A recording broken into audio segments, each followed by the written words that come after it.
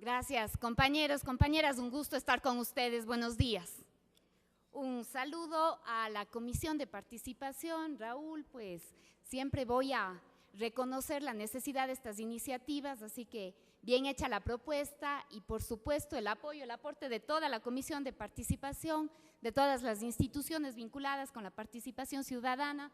Mónica, un gusto tenerte aquí y sobre todo a quienes desde todos los rincones del país pues se han dado cita para dialogar, para continuar con el debate, con la discusión en un tema que nos interesa a todos, como es la democratización de la palabra, el reparto de la palabra, el reconocimiento de que la información, de acuerdo a lo que dice nuestra Constitución, es un servicio público. Voy a dar lectura a algo que es importantísimo que lo escuchemos y lo procesemos. No es algo que haya dicho el presidente Correa, no es la opinión de los legisladores de Alianza País, no es algo que haya sido suscrito por una persona afín al gobierno, ni mucho menos. Es el criterio en el año 2001 de dos periodistas al analizar la situación de la prensa en el Ecuador. Y me voy a referir a lo que dijeron dos veteranos periodistas norteamericanos en el año 2001. Mary Walton y Charles Layton, que realizaron en los primeros años un estudio del nuevo siglo, un estudio sobre el periodismo ecuatoriano para la Fundación Knight, y resumen así su visión del periodismo en el caso ecuatoriano. Escuchemos con atención lo que ellos dijeron, dos periodistas. El obstáculo más serio para la práctica del periodismo en el Ecuador es que todos los medios están en manos de personas vinculadas con la élite comercial y política del país. Ecuador no obedece en el año 2001 al concepto de democracia de los norteamericanos o los europeos. El país está controlado por grupos, entidades monopolísticas que pueden incluir interrelaciones entre banqueros, abogados, empresarios, partidos políticos y dueños de medios de comunicación. La mayoría de los grupos han estado basados en intereses agrícolas, pero recientemente han sido desplazados por sectores bancarios y financieros. Los dueños de los medios ecuatorianos no actúan como garantes del orden democrático. Usan los medios para proteger sus intereses y los de sus amigos y en ocasiones atacar a sus rivales. Muchos reporteros ecuatorianos en el año 2001 se arriesgan a perder su trabajo si escriben algo que moleste a una persona o a una institución. Los periodistas no tienen sindicato que los proteja o negocie salarios más altos. ¿Por qué allí no se quejaban? ¿Por qué sobre eso nada decían los grandes medios de comunicación? ¿Por qué allí las cosas estaban bien? ¿Por qué allí había libertad de expresión? ¿Por qué allí estaba garantizada la labor de los periodistas? ¿Por qué allí no había interpelación? Porque nada se decía de la vinculación entre los grandes capitales con los grandes medios de comunicación. Estaban mejor que ahora, efectivamente, los periodistas, los comunicadores sociales, los pequeños medios. Estaban bien siendo controlados por la banca. Estaba bien. Podíamos llegar a ver en una propaganda de televisión lo siguiente. Todos seguramente pudimos haber visto. Si nos interesaba la compra de un carrito, si a cualquier ciudadano del país, a cualquiera, le interesaba, estaba por comprarse un carrito, veía en una propaganda ciertamente el carro de sus sueños o el carro al que podía tener alcance, ¿no es cierto? Y decía, muy sencillo, este carrito lo va a encontrar en determinada casa automotriz. Iba el ciudadano a la casa automotriz y cuando se trataba de hablar del crédito, tenía una partecita pues ahorrada, pero le faltaba la otra para poder conseguir su carro, le decían en esa casa automotriz, diríjase a este banco. el medio de comunicación y la casa automotriz eran de propiedad de la misma persona, ¿sí o no? ¿Ya? Luego, cuando se van al banco, resulta que el medio de comunicación, la casa distribuidora de automotores y el banco eran también de la misma persona. ¿Era o no era así? ¿Ya? El plan de crédito que desde allí se proponía y que le decía al ciudadano, este es el plan de financiamiento, y uno decía, no, es que no necesito tanto porque sabe que mi compadre me va a prestar una partecita. Yo, no, es el plan de financiamiento y es estas son las condiciones, 2 años, 3 años, 4 años, los que fueran. Y uno decía, yo no quiero endeudarme tanto porque mi compadre me está prestando y las condiciones de mi compadre pues son en relación de la amistad, no necesito tanto. Estas son las condiciones. Y además, como el carro va a estar, todavía no va a estar cancelado, necesitamos, por supuesto, es así, que esté asegurado. Sí, bueno, decía el cliente, nuestro ciudadano, nuestro compadre decía, sí, bueno, sí, tiene que asegurarle con esta casa aseguradora, de propiedad del mismo dueño del medio de comunicación, del mismo dueño de la casa distribuidora de automotores, del mismo dueño del banco, el mismo dueño era el de la casa aseguradora. ¿Era o no era cierto? Compañeros, ¿allí no estaba pasando algo? ¿Allí no nos estaban perjudicando de alguna manera? ¿Estaba eso bien? ¿Eso era democracia? Eso era, así es, eso era monopolio. Eso era vinculación entre intereses financieros y económicos con intereses mediáticos, porque había intereses en los medios de comunicación, que no era el de reconocer a la información como un servicio público, de acuerdo a lo que dice la Constitución. Esto ya no es un invento, es lo que dice la Constitución. Y la Constitución, asimismo, dice lo siguiente, que entre los medios de comunicación y los sectores financieros, empresariales, no puede haber los mismos accionistas no pueden estar en un lado y en otro. Eso lo dice la Constitución, no puede haber vinculación entre esos sectores porque en los sectores financieros y económicos grandes se maneja información privilegiada. Cuando nosotros, dentro de un banco, de una institución bancaria, por ejemplo, conocemos a través del negocio de las tarjetas de crédito, se llega a conocer los gustos de las personas, se llega a conocer dónde gastan las personas, qué preferencias tienen, dónde comen un fin de semana cuando salen pues a darse un gusto con la familia. Eso se conoce a través del manejo de las cuentas de las tarjetas de crédito. Entonces los bancos tienen una información privilegiada, saben cuánto se endeuda una familia, hasta qué condiciones acepta esos endeudamientos, sabe dónde gasta, cuáles son sus cuentas mensuales, conocen. Por eso no pueden tener más poder todavía manejando eso que teniendo a través de los medios de comunicación para desde allí hacer lo que ya nos hicieron a este país. En la crisis bancaria de finales de la década de los 90, todos sufrimos lo que significaba que los medios de comunicación estén al servicio de la banca.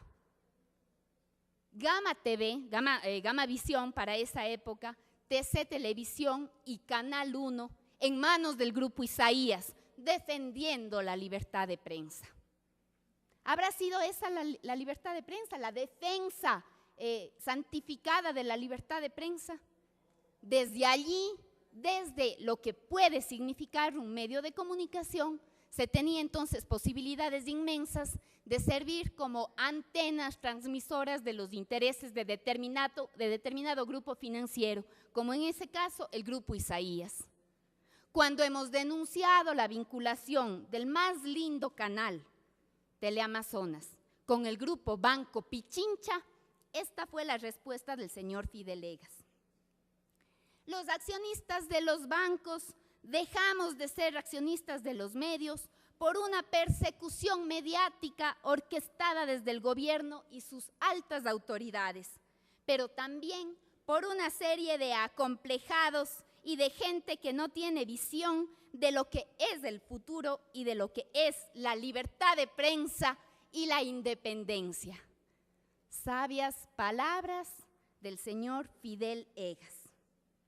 El gobierno no quiere que los banqueros tengamos medios porque no nos pueden manejar como a otros medios, simplemente con darles o quitarles la publicidad.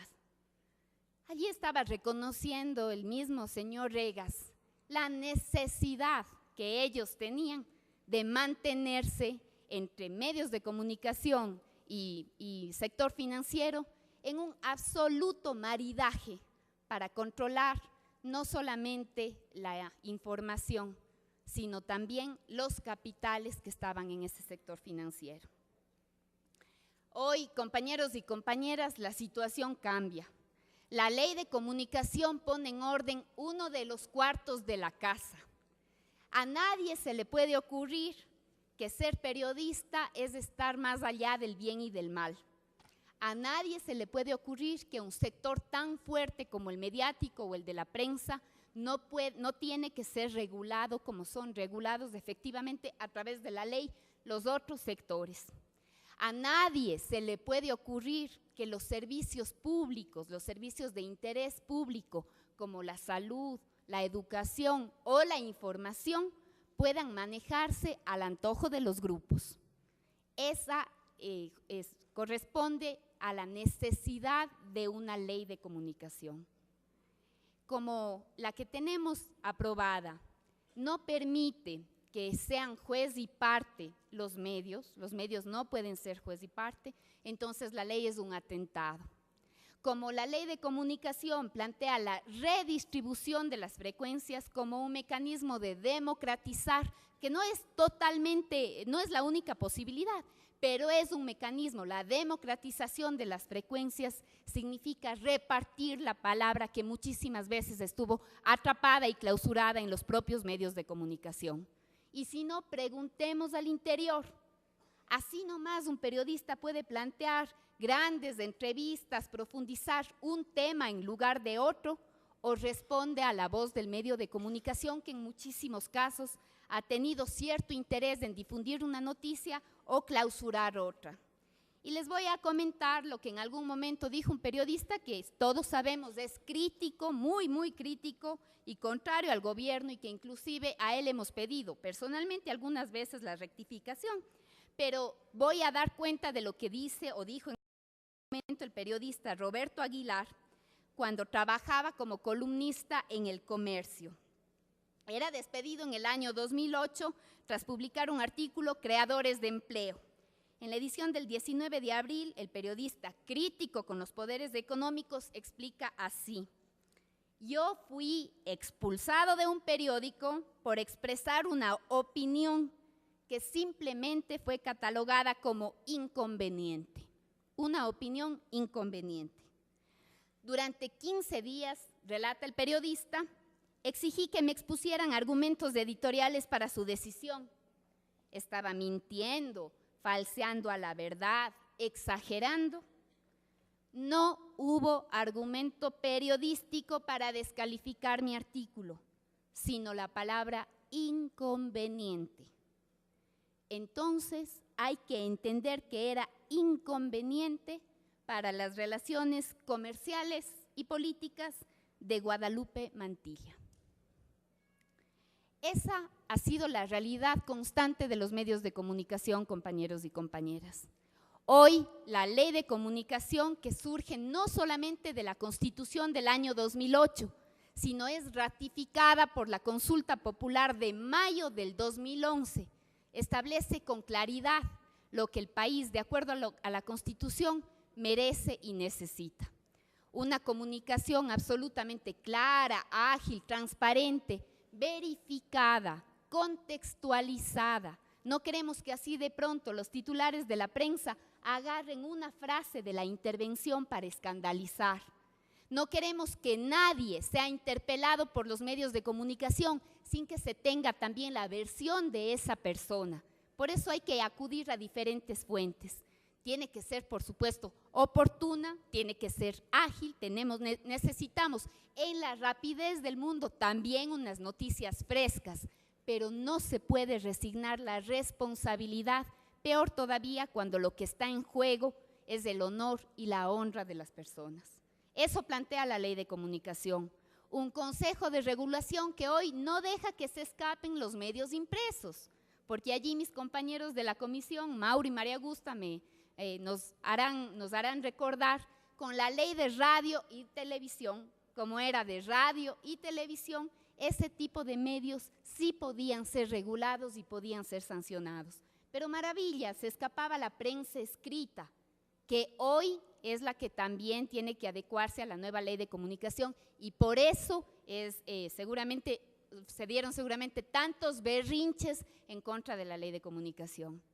En el periodo anterior, recuerden, pese a haber sido esta una clara exigencia de la Constitución y también de la consulta popular, en el periodo anterior no fue posible aprobar la Ley de Comunicación. Entre algunos argumentos voy a rescatar una perla de un legislador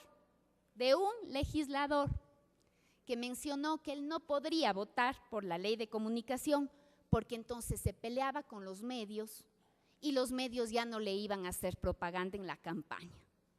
Bonita forma de legislar un país, bonita forma de asumir la defensa de los intereses nacionales y de los intereses de todo un pueblo, a costo de que hagan o no hagan la campaña por un legislador los medios de comunicación.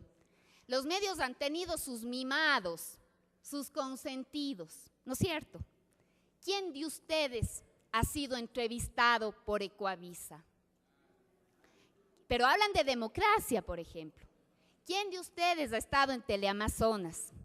¿Cuántas veces los presidentes de las juntas parroquiales han podido decir algo? ¿Cuántas veces un programa de televisión ha abierto el micrófono para escuchar lo que dice la ciudadanía? No siempre es posible, yo estoy de acuerdo en que no es así nomás, como soplar y hacer botella se dice, no es así de sencillo, pero no nos llenemos la boca hablando de democracia cuando no se ejerce por dentro y por fuera. Hace falta democracia dentro de los mismos medios de comunicación. Hace falta cumplir la Constitución y la ley dentro de los mismos medios de comunicación.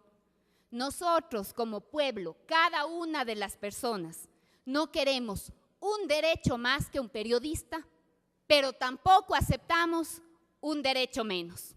Gracias, compañeros.